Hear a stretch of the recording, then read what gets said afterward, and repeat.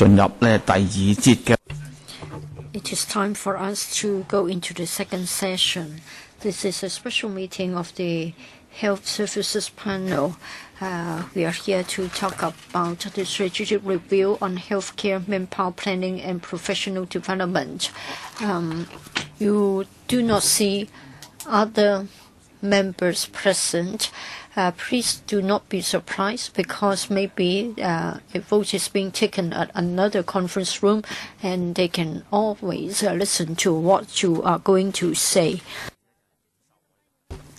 Please be reminded that your address will not be given the protection and safeguards under the LC Powers and Privileges Ordinance. If you do not object, Dr. Yang Chiu-fan from the Hong Kong Doctors Union needs to go early, so I'll give the floor to him if you don't mind. So, Dr. Yang, please.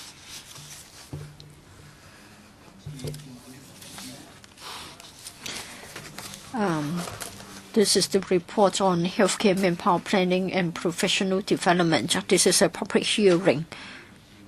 I'm glad to see that for the first time in over 20 years, the government has listened to the professionals. I think you all know that the healthcare system in Hong Kong is such that it has about half of the doctors working in the private sector, half in the public sector. The report has said that it is a successful model, and in fact, we have the we can pride ourselves on the impressive health outcome because we rank first in terms of life longevity and infant mortality rate being the lowest.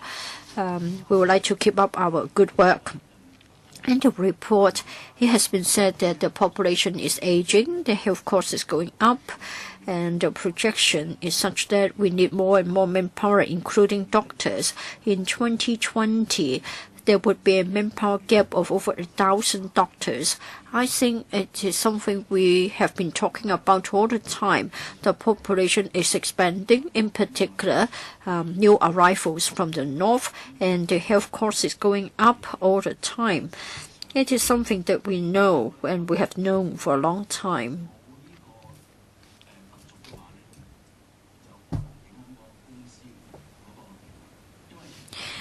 Well, we need to address the manpower gap. Otherwise, there will be imbalance between the public and the private sectors. If we have zero waiting time at the public sector, it means that there isn't a need to go to the private doctors. But is it really something the society as a whole would like to see? Or would we rather want to maintain the dual public and private healthcare sectors? In other places, they have a high tax rate in order to run their own healthcare programs. Now, recently, the government has a lot on its plate, and therefore a lot of its work has to be outsourced. And I think the government has to do more in this regard.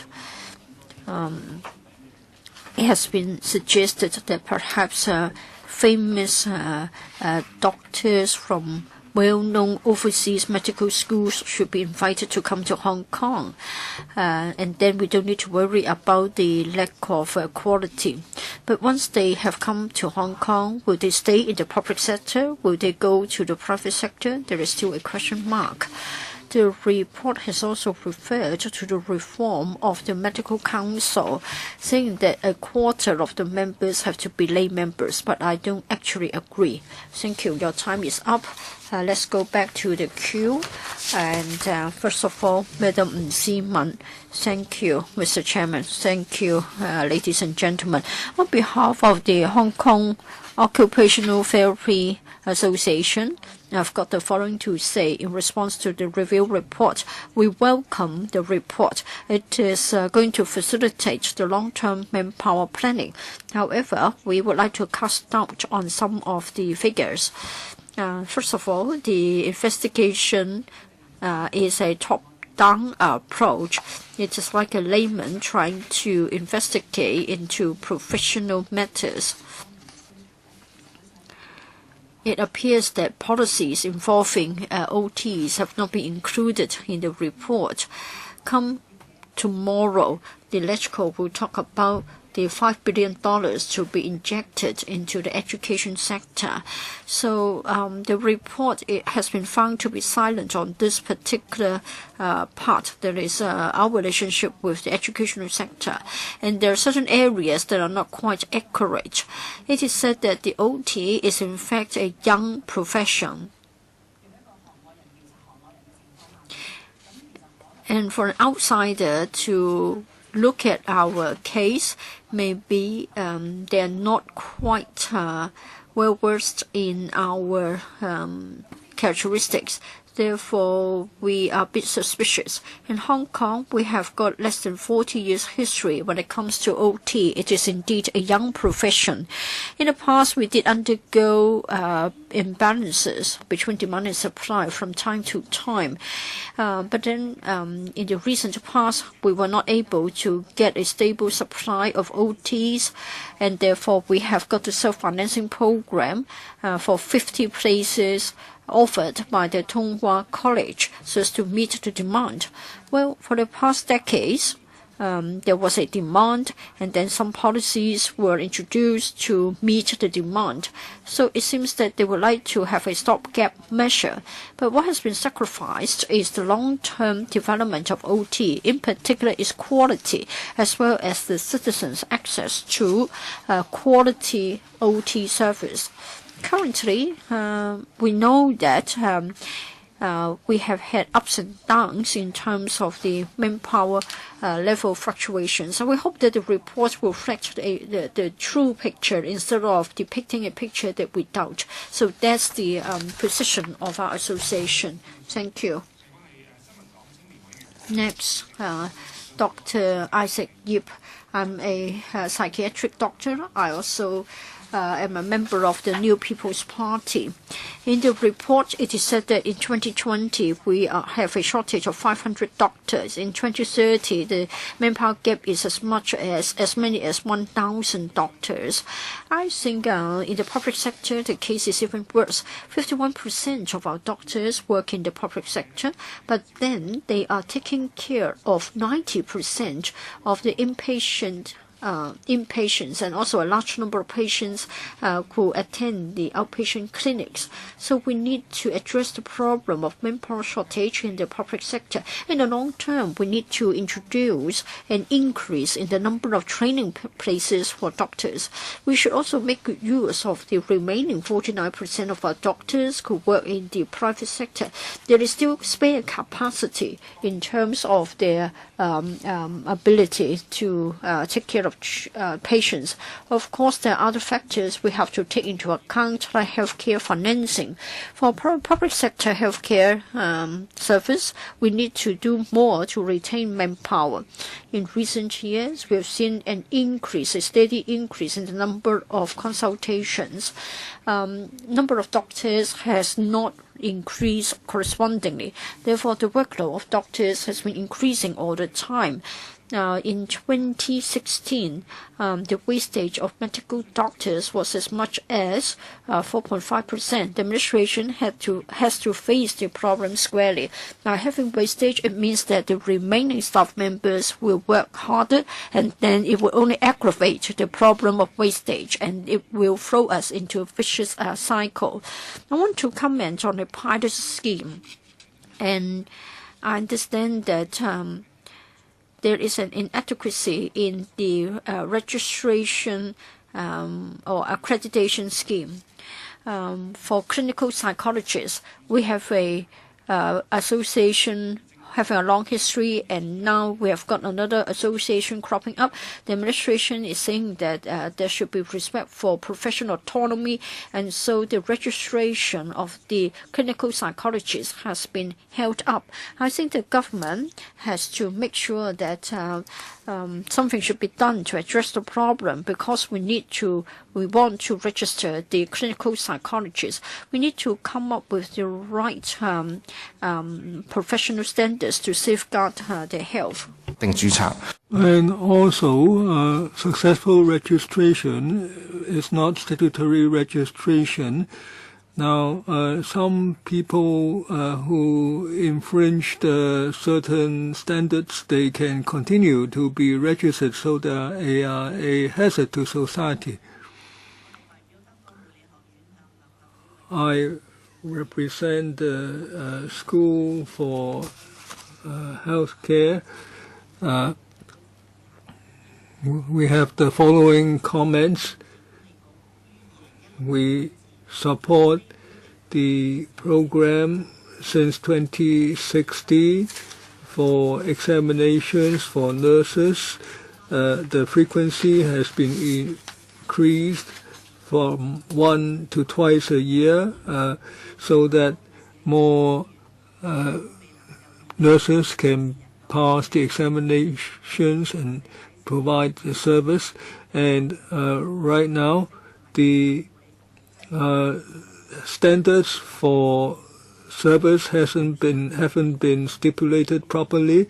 For psychiatric nurses, there is supposed to be broad equilibrium in the medium term, and yet there has been no standard or analysis of the ratio of the nurse to patient ratio. Now,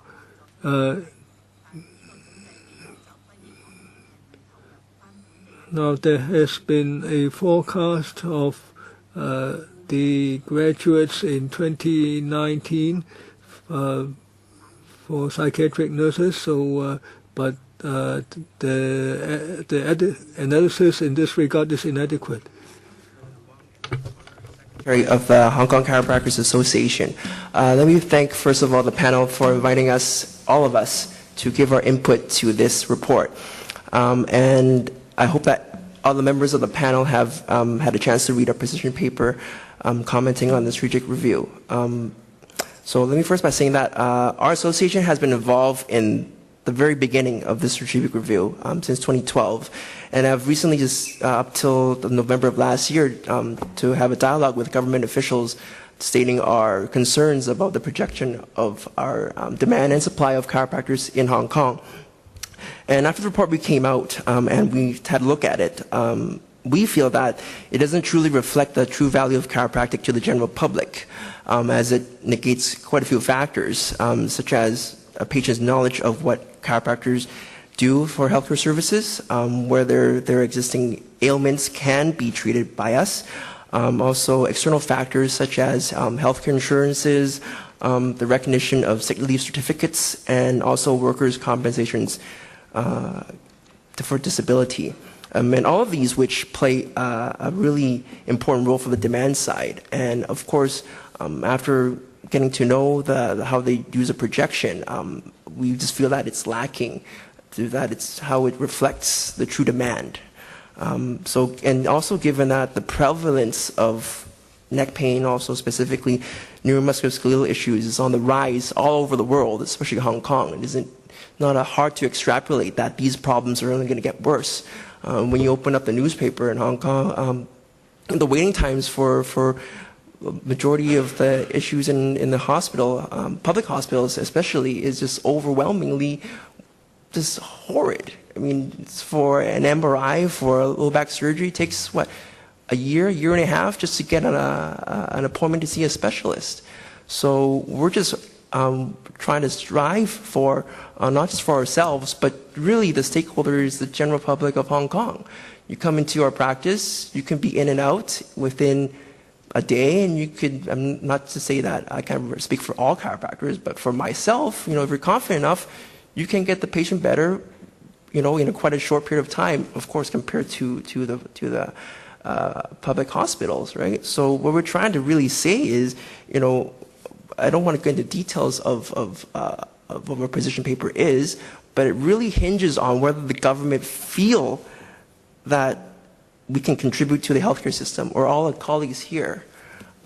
And especially if that we've been proven time and time again to be effective, safe, and most importantly, cost effective. Thank you. Thank you. 跟住係曾玉婷小姐。主席你好，各位官員、各位議員大家好，我係一位註冊中醫師嚟嘅。I'm a registered Chinese medical practitioner. Now, there's a serious surplus of manpower in this sector, and the report says that there's a surplus of 716 in 2016, and yet it described the manpower situation as adequate. We think this is out of equilibrium. Now the UGC has provided subsidy for the local graduates, about 76 per year, and yet there are many Chinese medicine students studying in the mainland, and there are supposed to be 470 in 13-14, and so there is almost double the local intake.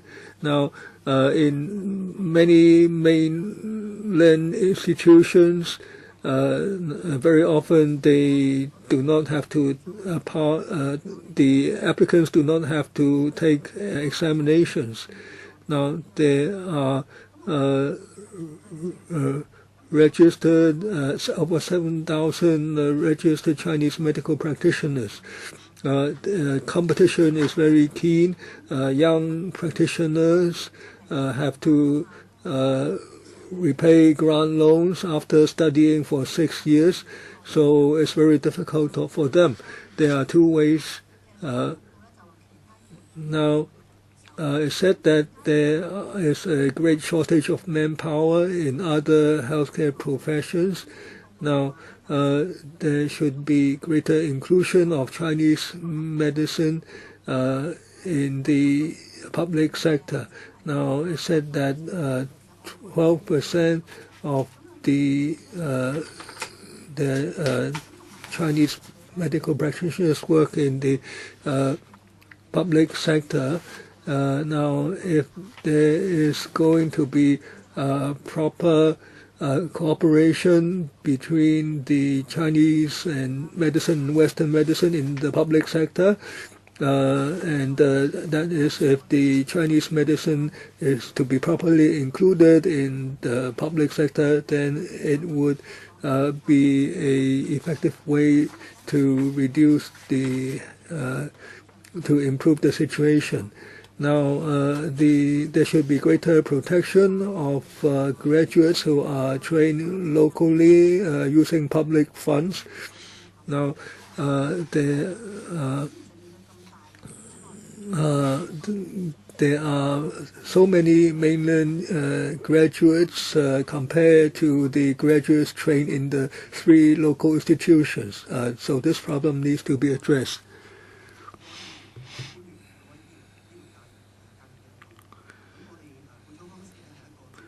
Pt2 is a Chinese medicine group. We are concerned registered Chinese medical practitioners. We have several comments. Regarding the report, we do not quite agree on a few points on the collection of data. Now, it overlooked some technical details, as Dr. Zhang said.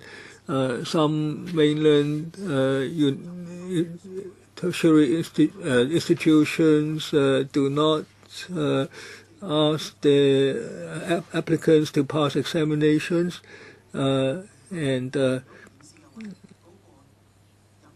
so the figures are not, for these students, are not included in the official statistics. So a lot of them is left out of the projection, and also there is an improper presumption now on the retirement age of a Chinese medical practitioner. It says, the report says,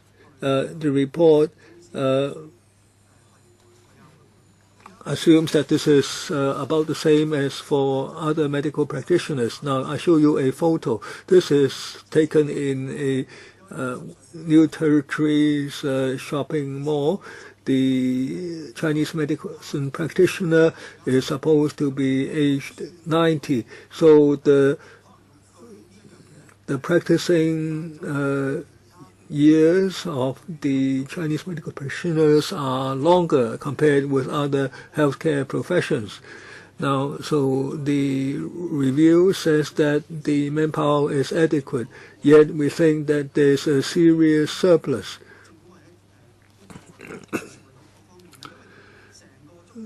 Now, for the development of the Chinese medicine field, there has always been a lack of an overall blueprint, and at the Food and Health Bureau, there should be a section on the development of Chinese medicine.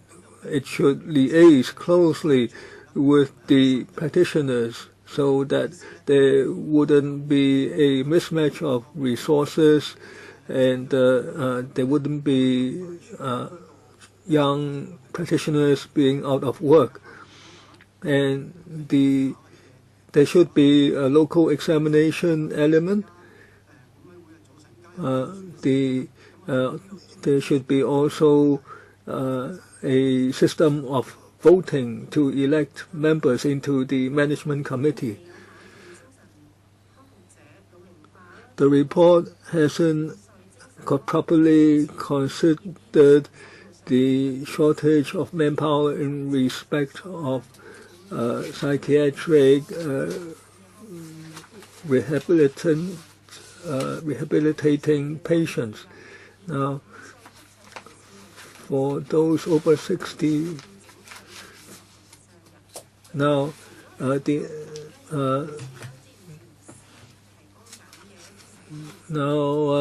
those psychiatric rehabilitants, they are receiving the help from therapists and other healthcare professionals. Now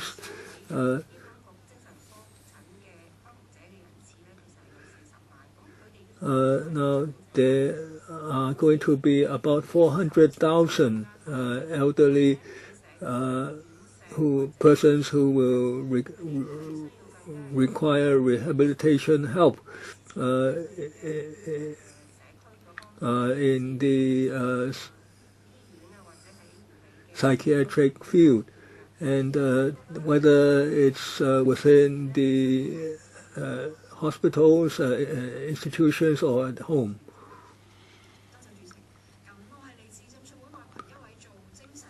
Now, I a psychiatric health worker at the Oikwan Association of Baptist Association. Now, on the review of on psychiatric health, there are over 40 recommendations. 24 of them concern increase in manpower and other developments, and now there is a lack of long-term planning.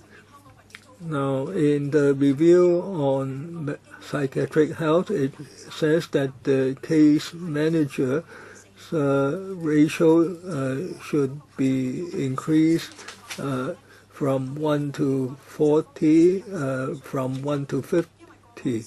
Now,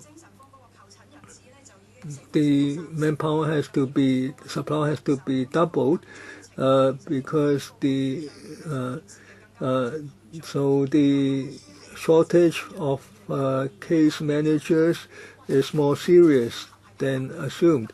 Now, the report assumes that there was an equilibrium of manpower in 2015, but that is not true.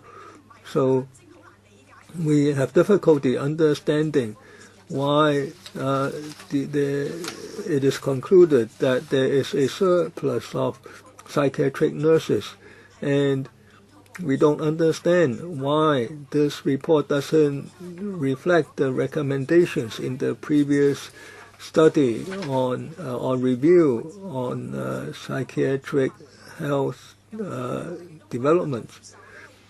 And the current standards of service shows a deficiency in manpower. So we think that the current standards cannot be accepted. And on statutory registration, it says that this can be left to discussion on other platforms. Now, I think there is a strong need for statutory registration because these our workers work alongside with other healthcare professionals, and the administration should come up with a long-term manpower policy. Otherwise, there are enough doctors but not enough psychiatric healthcare professionals there, and there's a long waiting time in respect of the latter. I am a member of the healthcare sector. We know that everybody is concerned about the manpower shortage. We look forward to a continuous increase in healthcare manpower. Now, it is good to see the publication of the strategic review report. I hope that the government will carry out the initiatives ASAP so as to improve the quality of our healthcare sector. Before I go into my position paper, I look forward to the government to do the following 3 points. First of all, the government should undertake that there will be resources available to us. Second, the government and the healthcare sector should develop a partnership relationship. In other words, we can hold talks and then we come to an agreement and then we launch the initiatives. And thirdly, I believe that the administration has got the duty to enhance the professional standards of our healthcare sector. First of all, I want to say that there is a severe shortage of manpower in the public healthcare sector. The government should do its best to retain them, to attract them. And for retired doctors, they should be invited to resume work. I understand that for doctors who have retired at the age of 55 or 60, they are still young and full of vitality, and their experience can certainly help the hospital authority a lot. And then we have talked a lot about non-locally trained doctors who can be given limited registration. Currently, their permission is being renewed on a year-by-year basis. I think we should have an idea like a 1+3. That is the first time that they apply to come to Hong Kong. The HA should examine their case, and if it is proven that the performance is good, then 3 years should be given. In this way, we'll be flexible. And then I want to comment on the case of the Medical Council. Currently, they haven't got any time limit on dealing with any complaints. I suggest that there should be a time limit of 12 months. And then for the Preliminary Inquiry Committee, or PIC, the number should be increased from 1 to a few or many, so as to clear the backlog. And thirdly, there should be sufficient training capacity before we make CPE or CPD mandatory. Thank you. Thank you, Dr. Wai.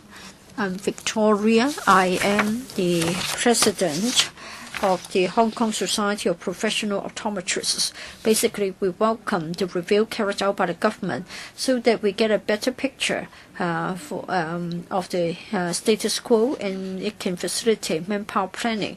In the second half of 2017, the government is going to start preparation work in conducting the next manpower planning and projections. Now, over 90% of the optometrists are in the private sector. So the current availability of data for the manpower project may not be as reliable as those professions with significant proportion in public service. It is said that there will be a shortage of manpower up to 497 in year 2030. And then in relation to UGC-funded training places, in the from the year 2005-06 to 2015-16, we haven't got any increase in the number of training places. It was until 2016-17 the training places was increased from 34 to 40, but we still rank the lowest among all other healthcare professions. We suggest that the government should increase the UGC-funded places. I think this is what the steering committee has recommended in its report. For the optometrists, we are being trained by Hong Kong Polytechnic University, and in fact the training is up to international standards.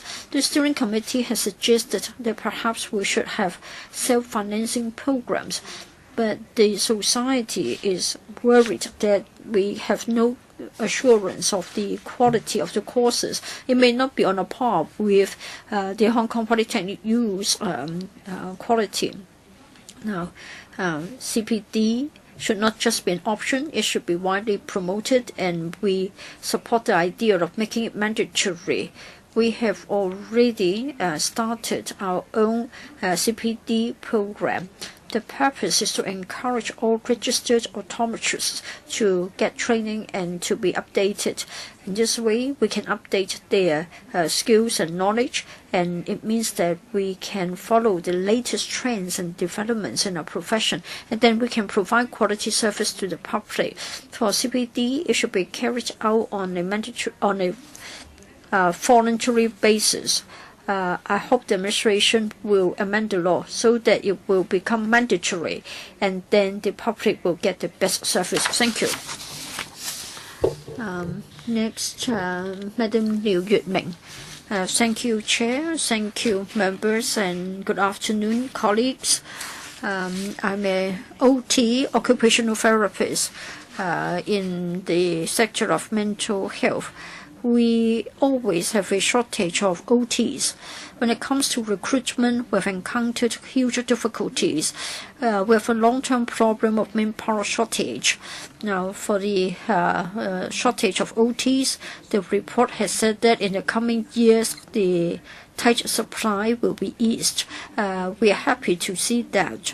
But the report has also said that even taking into account candidates of the Tonghua College, taking into account the candidates of Tonghua College, there will be an oversupply. I doubt whether this is really the case.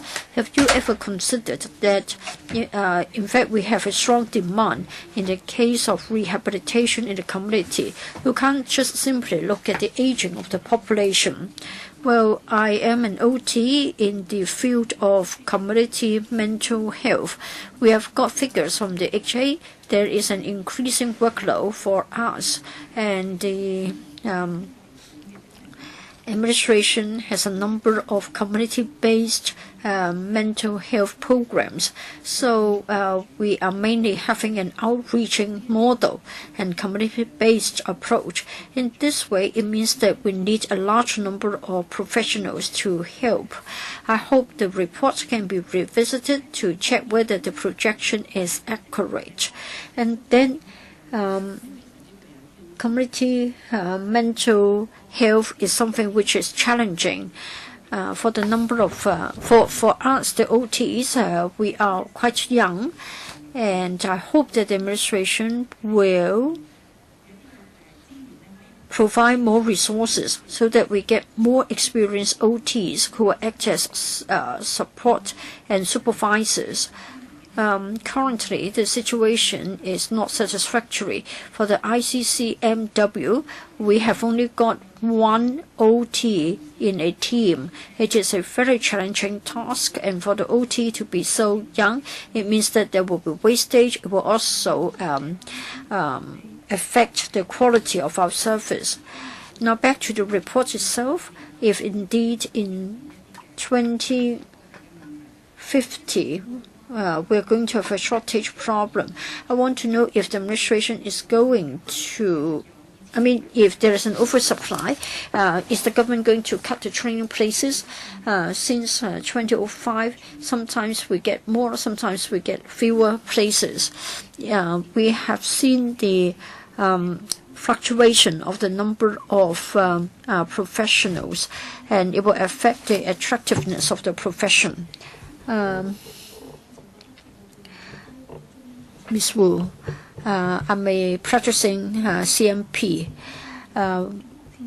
Since some students do not have to sit an exam to be enrolled, sometimes it is as much as 1 against 1. If the mainland is to increase the number of places available for candidates not sitting an exam, it will be something beyond our control.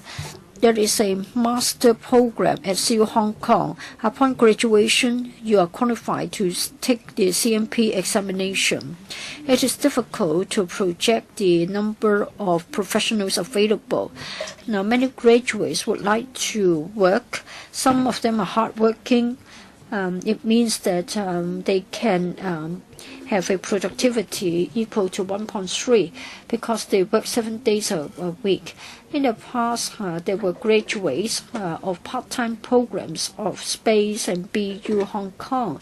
They might have already retired and they regarded CMP as a part-time job. So I think the number of CMPs is increasing at a much rapid pace. Now, if you look at the case as oversupply, I would say that the oversupply is getting more and more serious. I've been staying in the private sector for 5 years. I have been working at private clinics as well as public clinics. In the past, there were more patients who had never visited a Chinese medical practitioner and they would like to try Chinese medicine.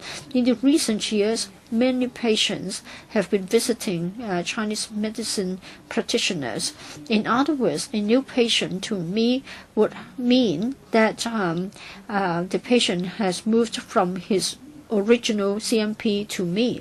So the pie has not been enlarged, and if we want to enlarge the pie, we need to have proper education. If we allow the number of CMPs to increase out of control, it will get worse. Well, for me, I have a clinic in a commercial building near Prince Edward.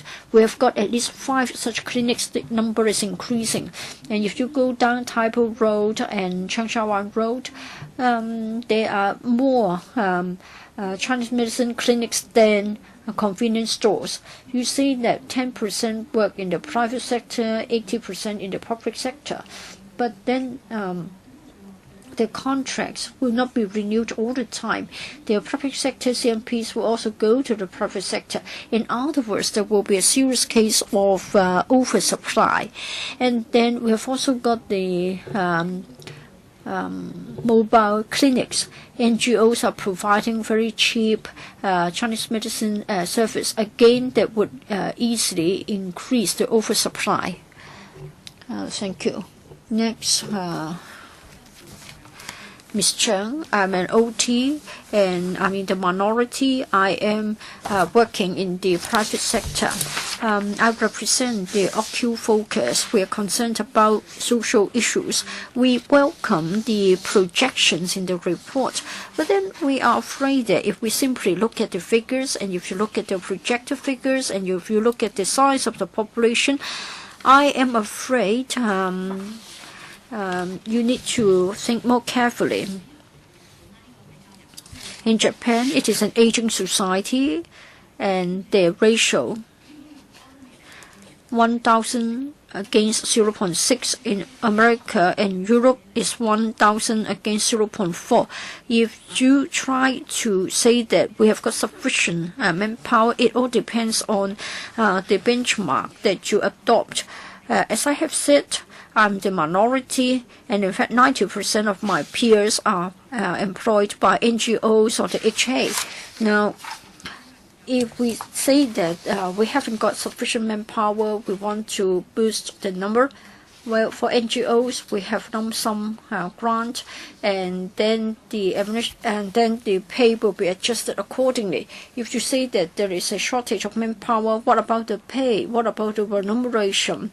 Now, if you increase the number of places in self-financing programs and think that there is going to be a solution.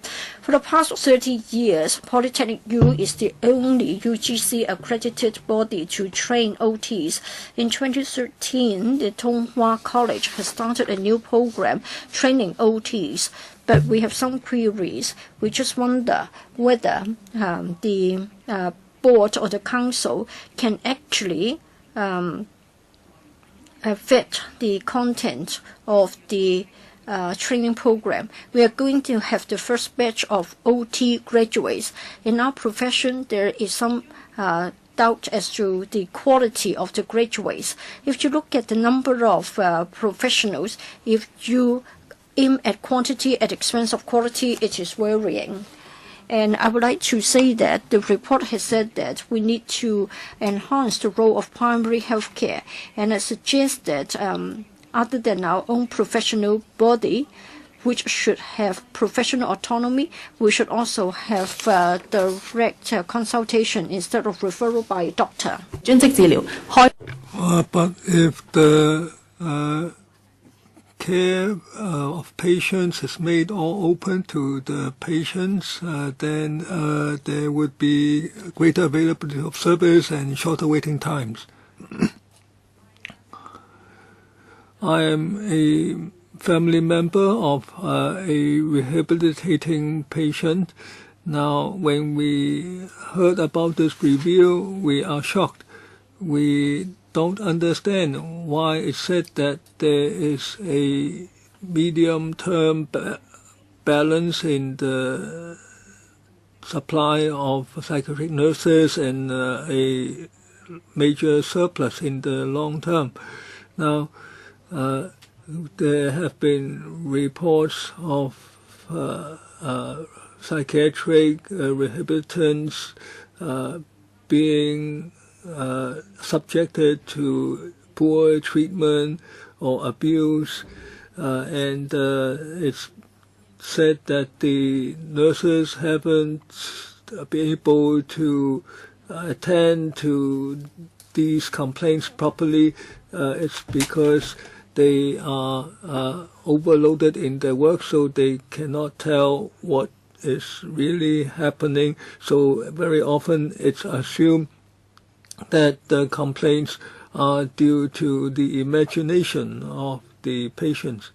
And the Food and Health Bureau, in responding to a case of sexual abuse complaint, it says that there will be specialists attending to the problem, and yet we cannot trust in this commitment. There has been a long-term shortage in psychiatric nurses within the wards. The government should recognize that the conclusion is not accurate, and there should be greater improvement in the ratio in order to ensure the safety of patients. Dr. Choi Kin of the Medical Association. Now, if according to this report we project on the basis of 2012, we are concerned that there have been a number of incidents, major medical incidents in 2012. If we use that as a basis for projection, we can't accept the same things happening in the future. And also, this study is based on responses from only 30% of practitioners in private practice. So this is an inadequate report because there are insufficient respondents. Now, the government has always been inaccurate in its forecast. in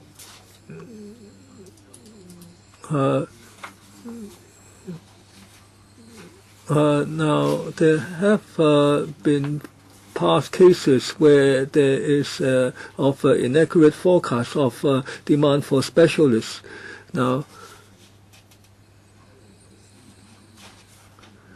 and the government hasn't properly considered the productivity of the doctors in private practice. And for government doctors, 0.5 doctor for 1,000 patients. For private practitioners, 4.5 doctors per 1,000 patients. So compared to the rest of the world, there's an adequate number of private practitioners. Now, the vice chairman of our association wanted to join in public sector work in Yau Ma Tei, and yet they are told not to go to Yau Ma Tei, but to go to Tuen Mun. And Dr. Leung Ka Lau took part in that program for 2 years, and he was told that there's no need in 2 years after 2 years of service there. And I can give you other examples now. So if you don't make proper use of the productivity of private practitioners, you don't make accurate forecasts of manpower needs. Now, at the specialist outpatient special clinics, now many of the doctors are actually taking care of hypertension, etc. So this is not a proper use of manpower compared to the rest of the world. Now, I represent the Association of Chinese Medicine Practitioners. Now,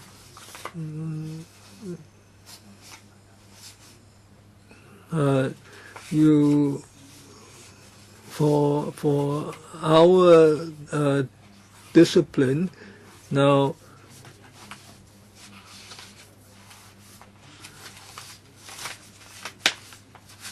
for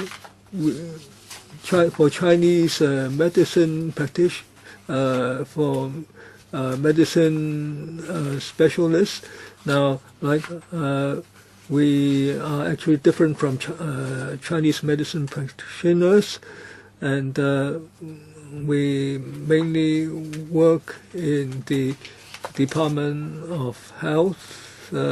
We are responsible for enforcement and oversight. Now,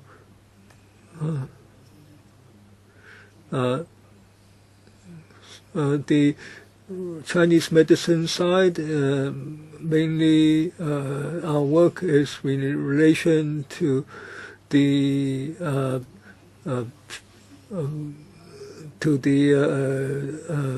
retail of Chinese medicine, and so we are not given proper recognition now. In Cap 549 under the Chinese medicine ordinance. Now, now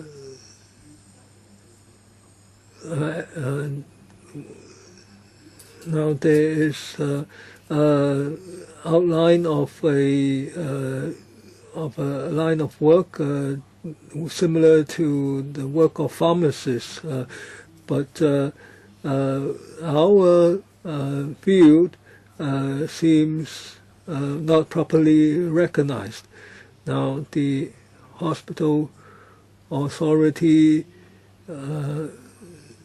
identifies that there have been incidents in Chinese medicine, so there's a greater role for the Chinese medicine specialists to play. Now,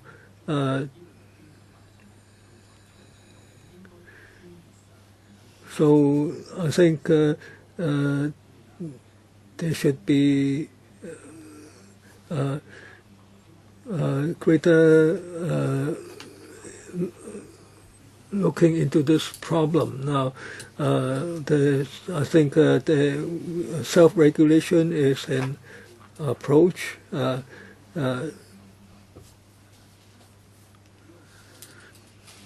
So, well, over 10 speakers have spoken. In the remainder of the time, we'll let the members ask questions. Now, the occupational therapists, Chinese medical practitioners, and Chinese medicine specialists, and so on. They have spoken in this segment. Now, there are 3 members who are going to ask questions, 5 minutes each. Chen Puyi first.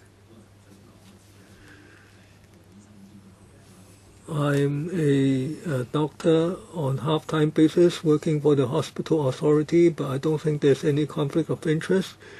Now, I asked certain questions in last panel meeting. However, I was criticized by the officials. Now, I think that the review study, now there should be declaration of interest, and then there should be a proper account of the basis of the study and then the conclusions. But this report talks about the background, and it then jumps to the findings and the outcome now and the recommendations. And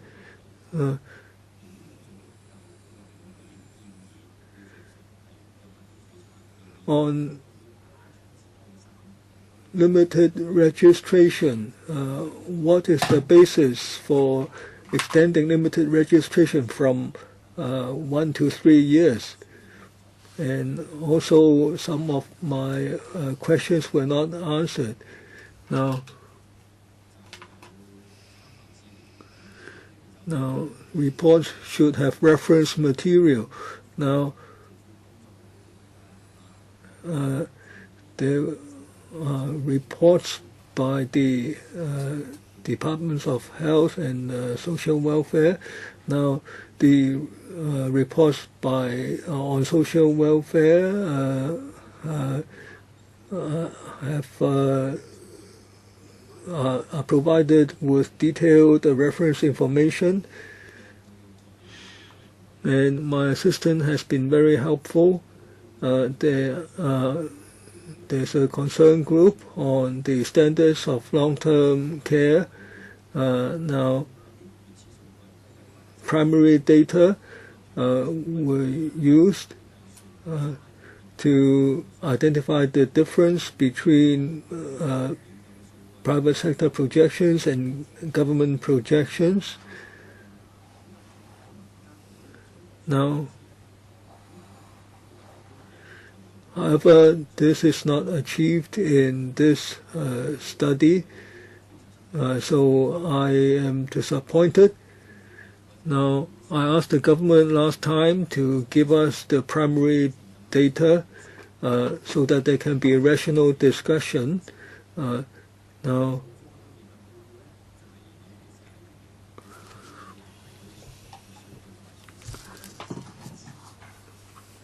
I would like to do the calculations using the primary data. Now there are 7 or 8 pages on PDF in PDF format, and then I chased a long time for the hard copy, and eventually arrived in my office yesterday morning. So I have some questions now. What studies have you done to arrive at the recommendations? And when will you provide me with the data that I requested in my questions in the last panel meeting? I'll try to answer the members' questions and the questions and the issues raised by some of the speakers. Ms. Chen Yunyi asked a very good question. Now, this report is a set of summary recommendations. Now, the University of Hong Kong has compiled 13 studies, and this is a summary, and we provided all of them on the internet. So if the member wants us to print hard copies, we wouldn't mind. Now, the University of Hong Kong model is not a simple mathematical calculation. It's very difficult to make manpower projections. They took into account the approaches around the world. This is with the help of artificial intelligence. So I'm not familiar myself with all the mathematical calculations therein. If you're interested to look at the most specialized workings, well, they are altogether 13 volumes. They are available from the Hong Kong U, and we will be sending a full set to Dr. Chen. If you want to understand more, we'll be more than happy to go to meet you together with the Hong Kong U. We have got all the figures that we can get hold of, both from the public sector as well as the private sector. There are also some assumptions. There was a Chinese medicine practitioner who queried whether we had included the number of mainland undergraduates. We got the figures from the CMPs. Some students were studied at mainland universities with the need to sit an exam waived. They've come back to practice in Hong Kong. So that gave us the peak in the number of practitioners. And then retirement age. There are certain assumptions. You can see that for CMPs and also Western doctors, they are assumed to retire at a much senior age, and we have got a range. So it's a matter of the spectrum. So for Chinese medicine practitioners and Western doctors, they are assumed to be able to practice until the age of 80. So in fact, we have been trying very hard to reflect the true picture, because most Western doctors and CMPs would practice until they're not able to do so. And then Ms. Lui also referred to the mental health report. I prepared the report. I don't have problem working on two reports at the same time, and they are integrated. Now, there is a worry that perhaps for this report, the model says that there is an oversupply of psychiatric nurses. I won't say that it is a case of oversupply. I will simply say that the supply is adequate. Now, the model acts as a tool, and we try to adopt 2015 as the base year, and then we look at the known changes, and then we will arrive at the supply and demand. It is a model, it is objective, and we try to project the demand as well as the supply. For psychiatric nurses, the supply is adequate, but that doesn't mean that we have to and that we're going to cut down the number of places. We'll identify areas requiring improvement. The same is true for occupational therapists. Now, for Tonghua College, they are turning out another 50 graduates. Now, according to the model, it may create the so-called oversupply. But then with the welfare sector and other sectors of the society demanding more services of the OTs, I think the next time we run the model, the case will be different. We try to be as much as objective as possible. Now, for manpower projection, you need to be scientific, you need to be objective, and if the model says that there is a shortage, we'll say that there is a shortage. When there is an adequate supply, we'll always say so. When there is an adequate supply, does it mean that we should all be happy about it? I think it means that if we want to seek improvements, it means that manpower-wise, we are able to do so. And then Dr. Yip referred to the case of the clinical psychologists. Yes, we know that for the pilot scheme on accredited registration, there were two professional bodies making the application at the same time. We have carried out a lot of coordination work. Well, we are talking about healthcare profession. For the entry threshold, etc., I don't think it's right for the executive department to draw it up. I think we should play the role of a coordinator.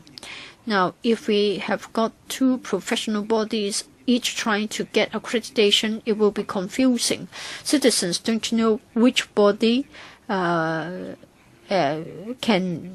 have quality assurance because they talk about different modes of training. We hope that we can have some sort of coordination between the two bodies. And then someone talked about self-financing programs as well as the continuing professional development. Well, the statutory body will lay down the requirements concerning CPDs, whether we are talking about a self-financing body or a UGC-funded body. Well, if the course is accredited by the regulatory body, it means that the standard is up to the mark. I think we need to look at the professional standards of the graduates rather than focusing too much on the school that has trained the graduate. Others have also talked about the data. That is, from time to time, the Department of Health will ask various healthcare professionals to give us figures concerning their work, their working hours, etc. Well, for the Hong Kong U team to carry out the manpower projection, well, the basis is much broader. And take the case of doctors. For the latest figures, 2015, I think it was 47% in relation to the response rate. As to whether there is adequate or not, you are entitled to your own opinion, but I just want to provide additional data for your reference. Now, if members, including Dr. Pierre Chen, who would be interested in, I know they're going to give you the 13 volumes. Well, we have had a very detailed explanation within the subcommittee on healthcare reform, and the reports have been uploaded onto the website. I want to know whether this volume is different from yours. Yours looks much better. Thank you for your question. I think your copy looks better than mine. Well, let me sort of speak for our colleagues. Well, we have burnt the midnight oil for many, many nights. We try to come up with a better-looking copy, but it takes time to print the copy. So for members, we have come up with a alternative version. The content is the same. For the copy I'm holding, it will be sent to libraries, etc. If you don't mind getting an extra copy, we can send one to you. No, let's be green. I have got 2 copies. I don't need another copy. Now, 2 other members would like to ask questions. First of all, Dr. Helena Wong. Administration. For doctors and nurses in public hospitals, do you think that there is an adequate supply? And what about the case in 3 years' time? Yes, please. Well, you can read from our report. As at 2015, we know that at that time there was already a shortage. To what extent? For doctors, about 300. We were short by 300. When are you going to address the imbalance? How many years will it take you to solve the problem? According to the HA's projection, because it is looking at the case of 2025-2026, even with more undergraduate places in the medical school, now we've got 470 places, and assuming that more people can pass the exam, by 2025-2026, the HA thinks that it is still short of 500 doctors. In other words, in the coming 10 years, we are still a few hundred doctors short. Then it must be a big problem. Just today, the HA has published the report on the investigation into the incident at UCH. Well, as to why 2 specialist doctors had omitted in giving the medicine causing the liver failure of Madame Dang Guixi, and she had to undergo 2 transplant surgeries. She's still in a critical condition. It is said that the workload is huge, the pressure is huge, and so doctors have become mechanical in their mindset and habits, and their alertness has been weakened, and therefore they haven't noticed that this particular patient has to be given antiviral medication. But then we are talking about 2 very senior doctors, and there were 2 doctors, and still they omitted to administer the medicine. Now, the excuse given was that the workload was huge and their manpower was in short supply. Now, we will still have this situation for 10 years. In other words, when one is admitted to a public hospital, some medication may be omitted, and then you may easily suffer from liver failure. Are we going to expect such? Dr. Sun. From time to time, the HA will project the manpower situation within the organization. For our report here, we talk about the territorial case, as Dr. Wong has asked. In fact, we are being very transparent. According to the latest projection of the HA, by 2025-2026, they will need 500 more doctors. So when we have a manpower shortage, we'll try our best to ease the problem. As you notice that we have already introduced the Medical Registration Amendment Bill. We hope that for non-locally trained doctors, through limited registration, we hope that we can grant longer time. Well, there would only be a limited number of doctors via the channel of non-locally trained doctors. But then the shortage is to the magnitude of a few hundred. How can you expect the doctors to administer the proper medication if they have workload problems, if they have a lot of patients and they're always in a hurry? Then they won't be penalized, because they can always blame the HA for not giving sufficient manpower. I've just received an email. I think the HA has just issued the UCH report. I've just read it. Today we are talking about manpower. Well, Chair, they are blaming it on having too many patients and HA doctors being too busy. When they are busy, they will commit a mistake, and then people may die. Now, the doctors are not going to take up the responsibility. The hospital is not to be blamed. The HA is not to be blamed. Then I have to go after the administration.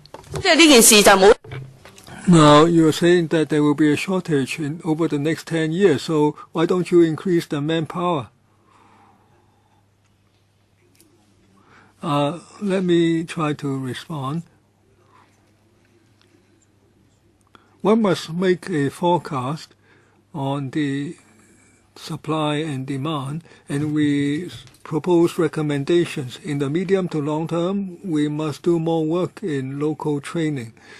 Now, in the past, at the worst times, the two medical schools only provide 200-odd graduates, but now we are taking on 470 students a year. This will allow us to relieve the shortage in the medium to long term. We are also doing some work in the short term. For instance, doctors now retire at 60. We are trying out the arrangement to hire the doctors after they retire.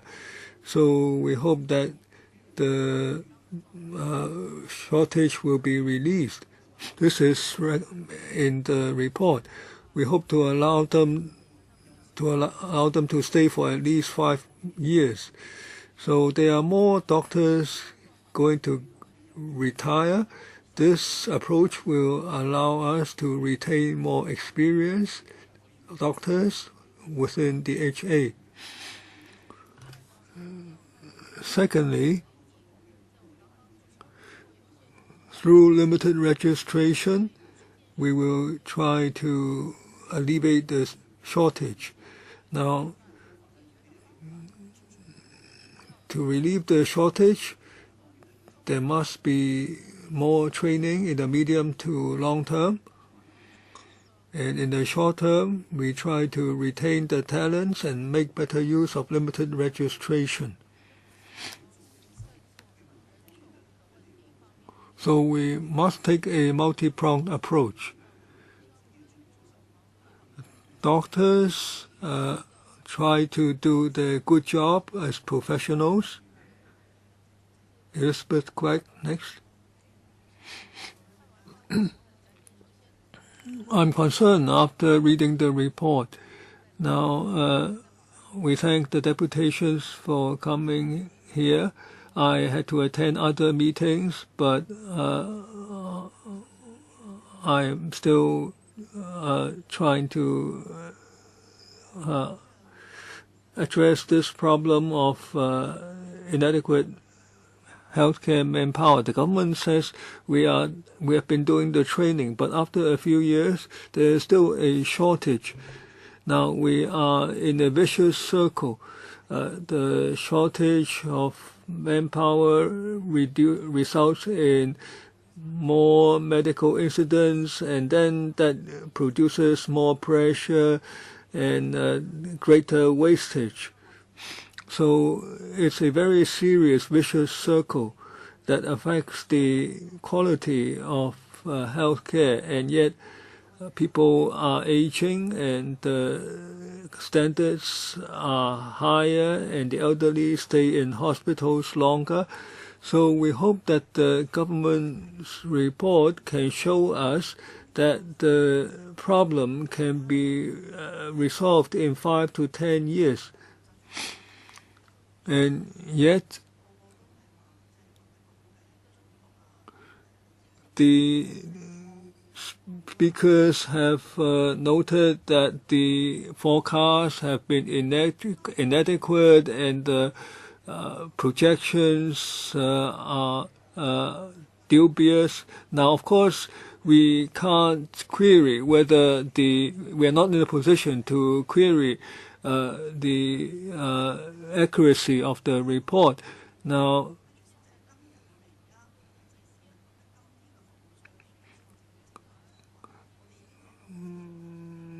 just looking at the service standards right now, it's not acceptable to the public, and the public doesn't want to wait that long.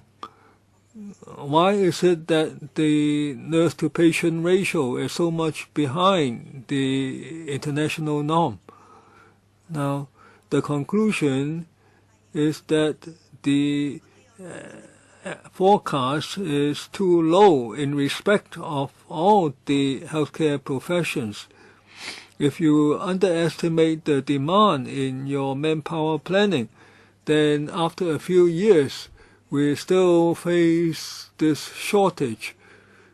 The pressure of the healthcare workers is not relieved, and the public will continue to complain.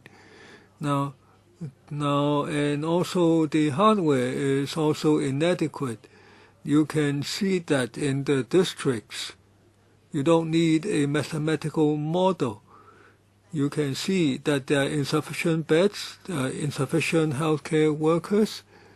And after reading the report, I still think that you underestimate the shortage in all the healthcare disciplines. Of course, I agree that you need to adopt a multi-pronged approach, and yet you are still behind. You cannot raise the healthcare standards. Nobody seems to be satisfied with your planning. So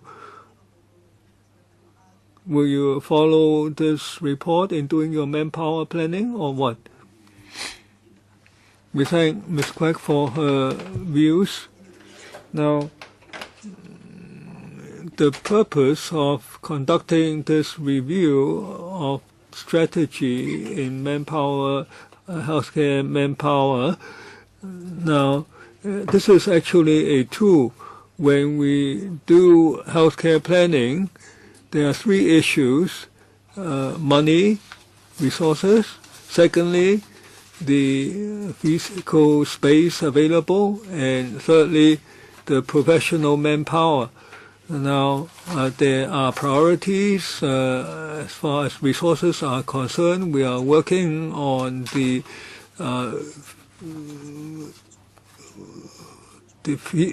physical supply of hospital beds, but we also need to look beyond money and hardware and our physical plant. So we have to sit together and employ scientific method in looking at the data to arrive at a true picture of the manpower supply and demand. This is a interactive platform. If we find there's a shortage, we have to try to relieve it. We have also to talk about the delivery mode of the service. Now, for pharmacists, for instance, there is a relatively good supply, so we can then try to improve on the delivery. And the review is conducted every 3 years. So this is a continual interactive mechanism. The model tells us there is inadequate manpower. We try to plug the gap. So this is a very useful tool. That is, the report enables us to do the planning to try to meet the shortfall. But many of us feel that your projections are mistaken. Do you have to wait 3 years, or would you agree that some of the assumptions in your model are incorrect? Having heard the members, will you do the study without waiting for 3 years? Now, the projection itself is of great value. We don't just give the data to the University of Hong Kong for them to do the study. It's a interactive process of communications.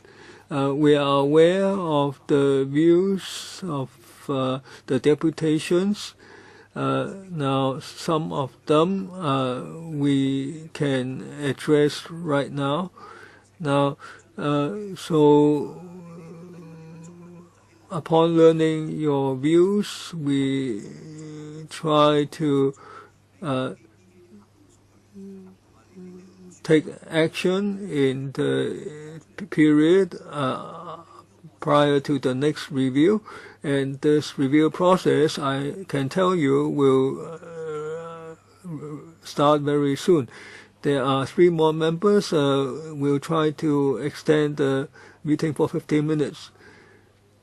Mr. Ho Kwan Yew. I'd like to ask the head now. There's now 1 doctor for every 526 persons. Now, compared to UK or US, it's very much behind.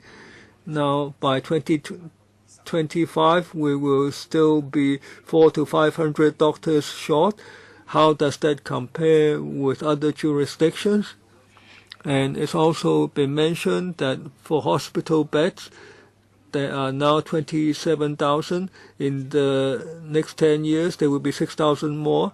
Now, 10 years later, for 7.2 million population, there will be only be 4.5 beds per 1,000. Now, actually, in the mainland, there will be 6 beds per 1,000. That's for Lo Gang in Huangpo area. So you have shortage of manpower, shortage of hospital beds, and by 2023 there will be 500, a shortage of 500, and the hospital beds is still 4.5 per 1,000. And we are going to spend $70-odd billion in this year's budget on healthcare. Now, on manpower shortage, under the medical registration ordinance, which is being amended, now, will you take short, medium, and long-term measures under that amendment? Will you have some options for us to consider? Now, I'm just providing some data from memory. Now, there are statistics around the world on the number of doctors per 1,000 population. Now, for Hong Kong, it's 1.9 per 1,000. Compared to the advanced jurisdictions, we are on the low side. For OECD, there are 3 doctors per 1,000 members of population, and yet this differs from country to country. Now, Hong Kong is a very small place. The population live close together, and the efficiencies of the doctor may differ from other places. So it's hard to say that healthcare is inadequate in Hong Kong. And also, a purpose of the medical registration ordinance amendment. Now, one objective is to try to increase the period for limited registration from 1 to 3 years, but it's hard to determine the outcome because we may recruit and recruitment will be a tough process. We don't know how many applicants will come and whether they meet the standards.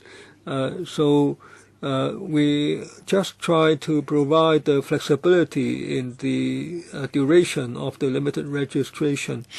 Now, on hospital beds,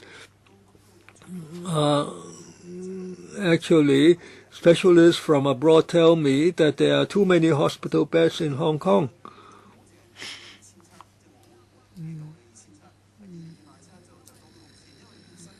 Now,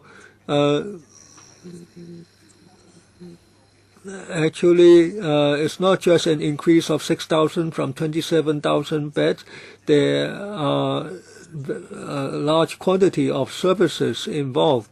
Now, many inpatient services can now be offered out in the community or in the outpatient clinics. So we take a multi-pronged approach in respect of manpower planning, in respect of hospital beds, and so on. Two other members would like to speak in the second round, so ask your questions together. Dr. Chen and then Dr. Wong. First of all, to answer members' questions, the HA has said that it lacks doctors and nurses, but HA itself arrived at the figures for limited registration. For the past 5 years, the HA has received 360 applications for limited registration, but how many has been accepted? I think just 20 to 30. In other words, the HA for the past 5 years rejected 300 applications. So HA itself declined the applications from 300 doctors. So they were doctors, but the HA chose not to recruit them. You don't need to give me the whole pile of papers. After the meeting, I can identify those volumes that I am interested in. Say, for example, whether there is a need for more psychiatric nurses, while and on the other hand, the report claims that there is an adequate supply. You don't need to worry that we are bombarded with papers. I understand that during the week for special FC, we have to read 1,800 pages of answers and questions. Now, we have only got 2 to 3 hours today.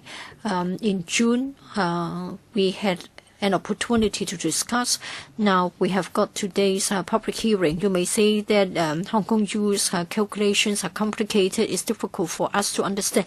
But please appreciate that I don't have another a chance to have an open debate with you. You talk about the figures and the calculations being complicated. Yes, my maths isn't good, but I read pure mathematics. I self-studied accounting, and I had addition mathematics, but I was able to make it. But mathematics is not good. And then I have issued a research paper concerning projection when I was studying at a university. When we talk about we need to have the targets, we need to have the ratios before you can project manpower. Say in the case of nurses, 1/6, and then we need to look at the factors, we need to look at the weighting, and then for the projections, we have the validation sets as well as the training sets. You need to tell us how you develop the formula, and then you try to get the figures for a period of time, apply the figures to the formula. Such is academic. Now you're saying that there's too much, too difficult for us, and we won't understand. How can I carry on with the discussion with you? But there won't be another chance for me to engage you publicly. I'm afraid you will then adopt this paper, and then you will do your work on such a basis. So let me come back to my question.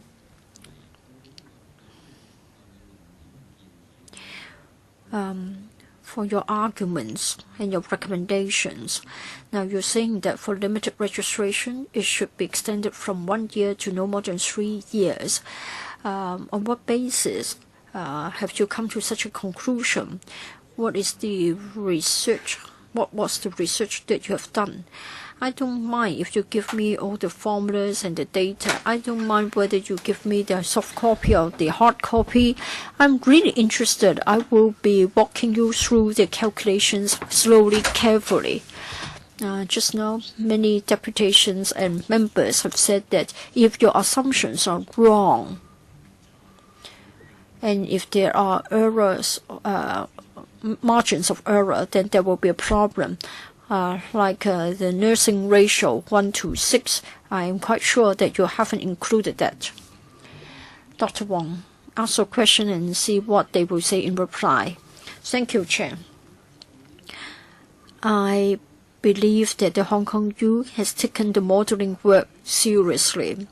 However, at the front line, from what we heard and what we have seen with our own eyes, like the Chair, we have been to hospitals to visit our friends and relatives. We know that nurses are in short supply. Now doctors have administered the wrong medicine. They blame it on shortage of manpower. Are you going to have more manpower to help the pharmacists to double check the medicine given? And then psychiatric nurses, again, there is a shortage. So when your manpower planning is poor, you don't give them sufficient manpower, and then there would only be tragedies, and it will be too late. And that's why we are so anxious about it. We just hope that the administration will not just look at the models. You have to go to the ground, talk to the frontline officers. Now I have this question. For the pharmacists working in the hospital authority, how do they help the doctors to verify the medicine given so that doctors won't say that they are too busy and then they have made a mistake? Now for the high dosage of steroids, I think it happened 10 years ago. It went to the medical council. The doctor walked free because there weren't any guidelines. Now this is happening again. If you don't make any improvements, it means that you will be issuing or you will be administering high dosage steroids again. So perhaps you need to ask the pharmacist to help. Whenever this medication is administered, it should be double checked by somebody else. Otherwise, we'll see the tragedy happening again. So have you done that? And did you ever go to the front line to find out to what extent you are having shortage of manpower? You shouldn't just be holding on to the computational models. Any reply? Thank you for your questions. For the 13 volumes from the Hong Kong U, we will send them to your office as quickly as possible. And in response to your request, we'll see if we can talk to you together with the Hong Kong U and explain the models to you. It's good to see that you are so committed, you are so interested, and it is worth a while to explain the matter further to you. Under the Medical Registration Amendment Bill, we are saying that for limited registration, maximum, it can go up to 3 years. It's got nothing to do with the Hong Kong rule recommendation. We believe that it is a good move because it is going to give us more flexibility. Instead of maximum 1 year, we say that it can be maximum 3 years. I have to say that it isn't something from the Hong Kong rule. It will be difficult to say why we are making it 3 years instead of 1 year. There are many reasons behind the potential doctors. From experience, you can tell that if it is just 1 year instead of 3 years, many doctors will be put off. If we allow for a longer contract, if the contract can run for 3 years, I think it can have let them have peace of mind. I think it is just a practical sort of a response. Dr. Wong made a very good point about the pharmacists. We know that for pharmacists, the supply is adequate. And in fact, we have given extra resources to the HA. So other than what they have got, they can get an extra 36 pharmacists. They can help doctors work, especially when doctors are inadequate. And so take pharmacists as an example. If the supply is adequate, I think we can let them give full play to the functions, and it can help the system as a whole. So we've spotted opportunity and we're working on it, and we're grateful to members for coming up with this very good suggestion. So we will go back and try to see what we can do with our existing supply of manpower. Dr. Sun. For the 36 pharmacists, are they clinical pharmacists? Will they visit the wards together with the doctors to check whether the medication is right? Most of them are clinical pharmacists. All right, time is up for this paper. I think probably you have got different views and many comments. It may not be true to say that we won't have another chance to have a public debate. There will be other public sessions. I think the government is duty-bound to come back to report on the progress of the report. Thank you. Thank you for your attendance. We have noted your views. All right, meeting adjourned.